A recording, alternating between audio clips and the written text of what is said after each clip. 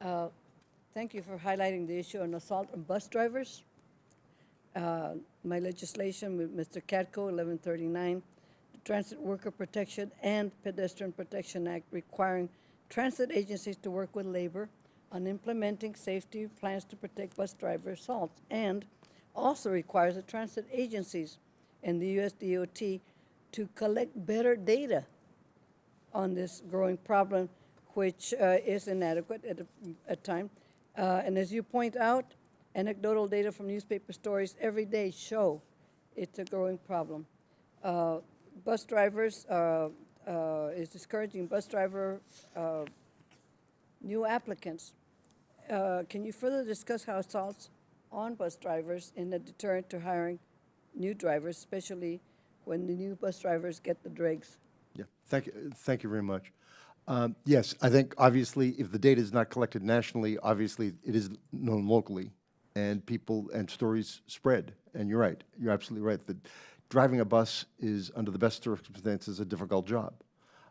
And there used to be, if you're starting at $15 an hour, 20 years ago, that was an extraordinarily, that's about what the wage was 20 years ago, and that was an extraordinarily competitive wage in that labor market.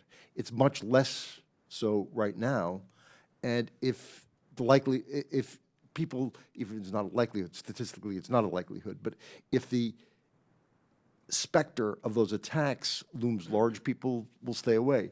I applaud your bill because there may be barriers that are the right answer, there may be other things that are the right answer, but the federal government's not trying to mandate what the right answer is. The federal government's saying, solve it at the level where you can solve it, and the represented workforce, or unrepresented workforce as the case may be, and local management come together to plan around it. I think that's a good model for training, that's a good model for labor relations in transit, that's a good model for the safety management system that is being implemented rests on that involvement of that frontline workforce, and I think your bill addresses that well. Thank you, sir. And Ms. McMillan, I recall meeting you when you were in Federal Transit Administration a while ago, and when you work at LA Metro. We'll miss you in LA, but congratulations, ma'am, for your new role. I want to ask you about the ability of local transportation agencies to hire local workers.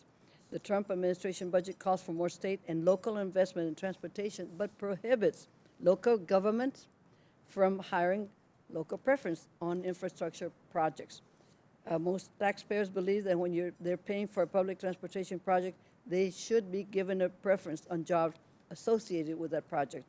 As a local transportation leader, do you believe that you and other local transportation agencies should be allowed to set a local hire preference for your citizens?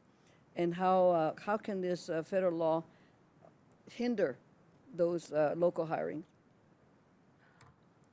I want to be careful, Congresswoman, to speak to my experience where there was a very clear, position there. But I think the intent behind it and the spirit behind it would extend to many other communities.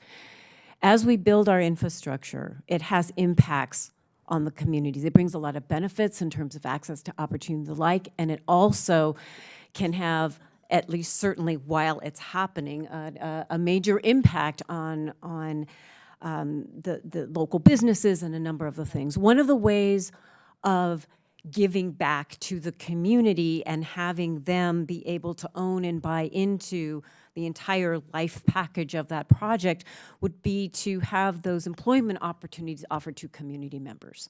And I think in this case, we want the option to be available for communities that want to do that, where they see a powerful benefit in giving back to their community in a number of different ways with these investments.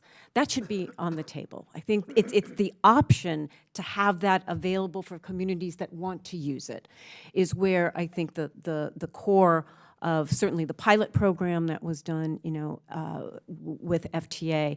And when I was with Los Angeles, that was something that was incredibly important to them, and they grabbed it. And so the option is the importance. Thank you very much. Anybody else? Mr. Stanton,